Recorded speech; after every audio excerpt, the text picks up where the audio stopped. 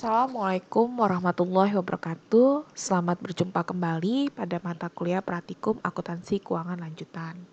Hari ini saya akan membahas overview tentang materi kita, yaitu translasi atau penyusunan laporan keuangan mata uang asing metode translasi.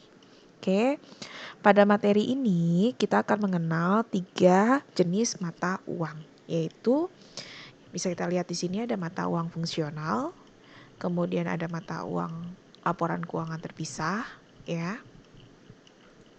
Dan di sini ada mata uang konsolidasi, ya. Konsolidasi. Nah, yang harus kalian perhatikan di sini adalah kalau misalnya untuk mata uang konsolidasi, ya, untuk konsolidasi pasti akan mengikuti induknya, ya. Baik itu induk perusahaan induk atau perusahaan anak, dia pasti menggunakan mata uang yang sama. Kecuali kalau misalnya untuk translasi, ya, jadi ciri utama dari atau ciri khas utamanya ada di mata uang fungsional dan mata uang laporan keuangan terpisah, ya. Jadi bisa kita lihat di sini mata uang fungsional dengan mata uang laporan keuangan terpisah itu untuk yang anak ini sama-sama jenis mata uangnya sama, ya. Jadi kalau misalnya kita di sini euro,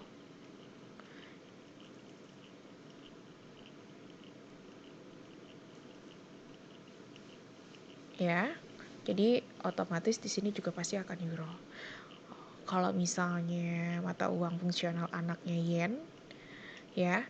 Jadi mata uang laporan keuangan terpisah itu pasti yen juga, ya. Jadi ciri khas dari laporan keuangan dengan menggunakan metode translasi ini, mata uang fungsional dan mata uang laporan keuangan terpisah ini untuk anaknya sama-sama mata uangnya sama, ya, jenisnya, ya. Nah, tadi kembali lagi LCU itu apa? Tadi saya tulis di sini LCU, ya. LCU. Jadi kalau misalnya kalian lihat di sini LCU, penjelasan saya itu adalah current unit, ya, atau mata uang lokal, ya. Jadi yang namanya dalam suatu transaksi perusahaan, baik itu induk ataupun anak, pasti kalau misalnya untuk skala perusahaan multinasional, ya.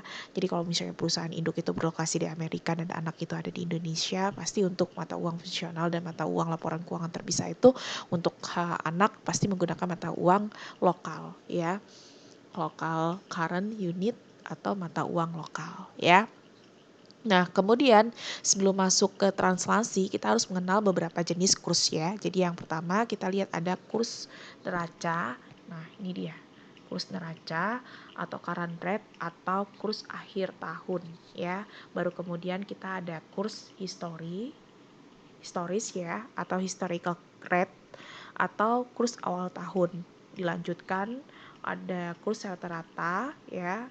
Jadi kurs rata-rata ini diambil pada tengah tahun atau kurs rata-rata pada tahun tersebut, ya. Kemudian ada kurs dividen. Jadi ini adalah kurs pada saat pembagian dividen, ya.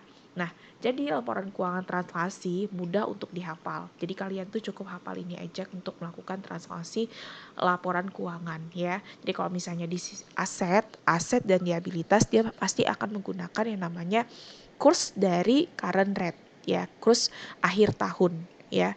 Aset liabilitas pasti menggunakan current rate. Nah, kemudian modal saham, saldo laba, dividen itu menggunakan historical rate, ya.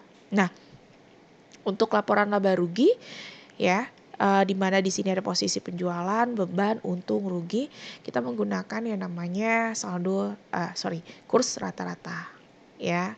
Sampai sini aja tentang penjelasan untuk materi kita pada kasus selanjutnya PT Perkasa akan saya lanjutkan pada video selanjutnya.